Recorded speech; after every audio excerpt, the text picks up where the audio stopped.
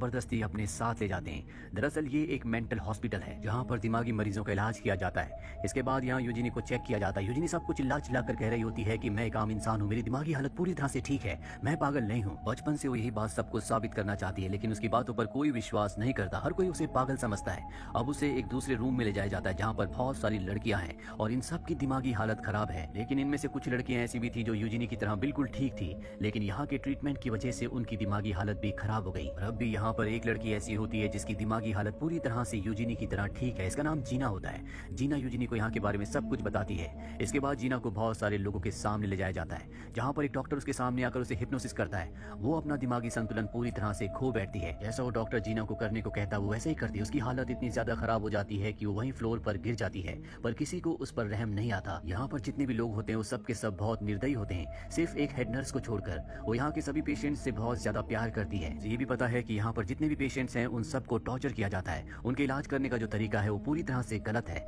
पर वो यहाँ पर सिर्फ एक हेड नर्स है, वो किसी के भी खिलाफ नहीं जा सकती। वहीं यूजिनी किसी को नहीं बताती कि वो आत्माओं से बातें कर सकती है, क्योंकि वो जानती है कि अगर उसने ऐसी बातें की तो उसे और भी टॉर्चर किया जाएगा। पर एक दिन जब हेड नर्स उसके सामने आती है, वो उसे बताती है कि तुम्हारी बहन की आत्मा ने मुझसे संपर्क किया था। हेड नर्स उसकी बातों पर यकीन नहीं करती, पर जब वो उसे कुछ खास बातें बताती है जो हेड नर्स और उसकी बहन के सीक्रेट्स थे, तो वो हैरान हो जाती है। पर फिर भी वो उसकी बात पर ज्यादा ध्यान नहीं देती। उसे लगता है कि हो सकता है कि यूजिनी ने कहीं से बातें सुनी हो, इसीलिए वो वहाँ से चली जाती है। कुछ दिनों के बाद यूजिनी को एक बड़े डॉक्टर के पास ले जाया जाता है जो उसे कई सारे सवाल करता है। इस डॉक्टर को पता है कि वो आत्माओं से बातें करती है, क्योंकि यूजिनी के पिता ने उसे बताया होता है। वो बातों बातों में यूजिनी से एक्सेप्ट करवा लेता है कि अब भी उसे आत्माएं दिखती हैं, वो आत्माओं से बात करती है। इसीलिए वो यूजिनी को हॉस्पिटल से डिस्चार्ज नहीं करता और तय करता है कि उसे अब भी यहाँ हॉस्पिटल में कुछ और दिन बिताने होंगे। यूजिनी ये सुनकर गुस्सा हो जाती है। वो उससे उल्टा सीधा कहना शुरू कर देती है, जिससे वो डॉक्टर इस नतीजे पर पहुंचता है कि यूजिनी को हिस्टेरिया है। ये एक ऐसी बीमारी है जिसका ट्रीटमेंट बहुत ही ज्यादा दर्दनाक, बहुत ही खतरनाक है। इसमें पेशेंट को एक लकड़ी के टब के अंदर रखा जाता है, सिर्फ उसका सर बाहर होता है और टब के अंदर पूरी तरह से आइस भर दी जाती है। और यूजिनी के साथ भी यही किया जाता है, उसे लकड़ी के टब के अंदर डाल दिया जाता है, बर्फ तोड़ी जाती है और टब में डाल दी जाती है। ये एक ऐसा ट्रीटमेंट है जिससे इंसान की यानी कि पेशेंट की पूरी बॉडी सुन्न हो जाती है। ये 19th सेंचुरी का वक्त होता है, यानी कि आज से 200 साल पहले, जब मेडिकल ने बहुत ज्यादा तरक्की नहीं की थी और इस तरह के उल्टे सीधे ट्रीटमेंट करके लोगों का इलाज करने की डॉक्टर कोशिश करते थे, जिसका कोई फायदा नहीं होता था। और अब यूजिनी को दर्द, ये प्रताड़ना सहनी पड़ती है। कई घंटों के बाद जब यूजिनी को उस लकड़ी के टब से बाहर निकाला जाता है तो उसकी पूरी बॉडी कांप रही होती है।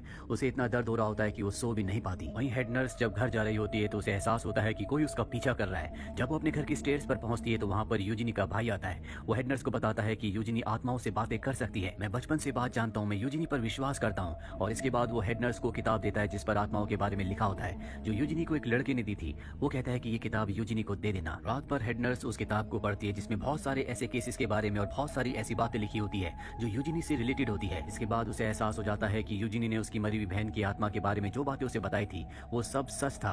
अगले दिन वो यूजिनी के पास जाती है और उसे कहती है कि मैं चाहती हूँ कि तुम मेरी बहन से एक बार फिर से संपर्क करो, मैं उसे बातें करना चाहती हूँ। साथ ही हेड नर्स उसे बताती है कि तुम्हारा भाई मेरे पास आया था, उसने तुम्हारे लिए किताब दी है, वो चाहता है कि वो तुमसे मिले।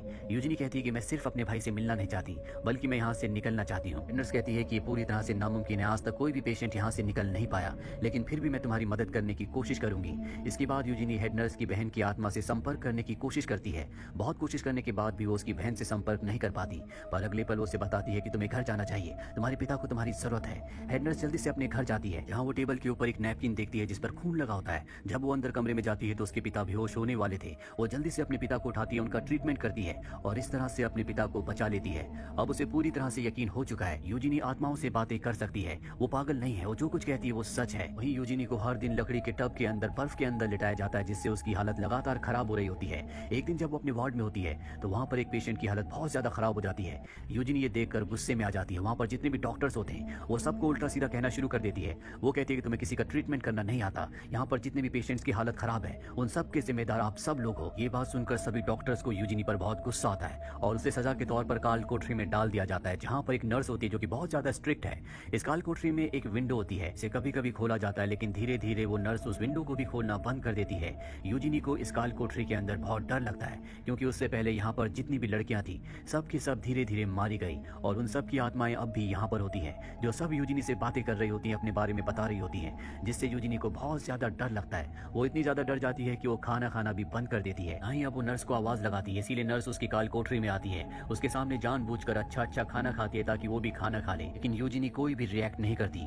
तभी वो नर्स से कहती है कि मैंने तुम्हारी मॉम की आत्मा से बात की है, वो भी इसी काल कोठरी में मारी गई थी। नर्स कहती है कि हाँ, मैंने ही अपनी माँ को मारा था।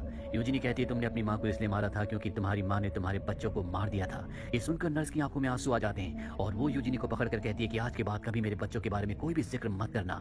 ये कहकर वो वहाँ से चली जाती है। वो बाहर हॉस्पिटल में होती है तभी उससे एक पेशेंट टकराती है और उसकी चाबियां निकाल लेती है। ऐसा उस पेशेंट को हेड नर्स ने करने को कहा होता है। चाबियां लेकर हेड नर्स अब उस जगह जाती है जहाँ पर यूजिनी होती है। वो अपनी सिस्टर के बारे में उससे पूछती है। यूजिनी कहती कि मैंने तुम्हारी सिस्टर की आत्मा से बात की थी और सारी बातें वो हेड नर्स को बताती है, जिससे उसकी आंखों में आंसू आ जाते हैं। हेड नर्स कहती है कि तुमने मेरी मदद की, मेरी बहन की बातों को मुझ तक पहुंचाया, मैं तुम्हें यहाँ से निकालने की कोशिश करूंगी।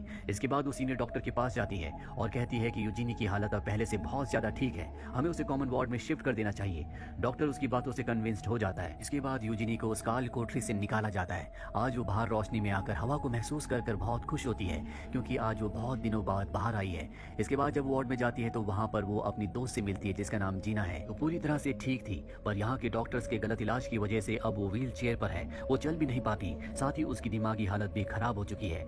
ये देखकर यूजिनी को बहुत दुख होता है। इस मेंटल हॉस्पिटल में वो दिन आता है जब सब के सब जितने भी यहाँ पर पेशेंट्स हैं वो नॉर्मल लोगों की तरह बिहेव करते हैं, उन्हें अच्छे अच्छे कपड़े दिए जाते हैं, सबके सब यहाँ पर डांस करते हैं, बाहर से लोगों को भी इन्वाइट किया जाता है और एक इन्विटेशन हेड नर्स यूजिनी के भाई को भी भेजती है।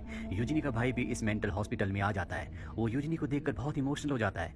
यूजिनी भी अपने भाई को देखकर बहुत खुश और इमोशनल है, लेकिन ये दोनों ऐसे प्रिटेंड करते हैं जैसे एक दूसरे को नहीं जानते। दरअसल यूजिनी के भाई का प्लान होता है कि आज वो यूजिनी को यहाँ से लेकर निकल जाएगा और जब ये दोनों के दोनों यहाँ से निकल रहे होते हैं तो वो नर्स जो काल कोठरी में यूजिनी का ध्यान रखती थी, जिसने अपनी मॉम को उसी काल कोठरी में मार दिया था, वो इन दोनों को देख लेती है। वो इनका पीछा करती है लेकिन तभी वहाँ पर एक पेशेंट उस नर्स को पकड़ लेती है। हालांकि वो उसे छूटने की कोशिश करती है लेकिन वो उस पर पूरी तरह से हावी हो जाती है।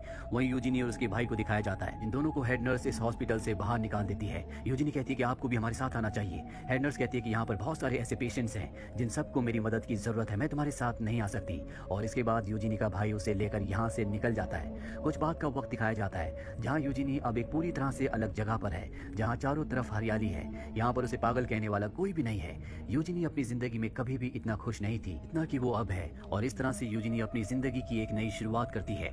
यूजिनी उस मेंटल हॉस्पिटल से निकल पाई जहाँ से आज तक कोई नहीं निकल पाया था। दरअसल 19वीं सेंचुरी में इस तरह के हॉस्पिटल्स, इस तरह के असाइलम्स थे जहाँ पर पेशेंट्स के साथ इस तरह से बर्ताव किया जाता था जिससे उनकी हालत बहुत ज्यादा खराब हो जाती थी। अति कई बार डॉक्टर्स जानबूझकर उन्हें फिजिकली अब्यूज भी करते थे और उन्हीं घटनाओं पर आधारित ये पूरी की पूरी कहानी थी। उम्मीद करते हैं कि ये कहानी आपको पसंद आई होगी।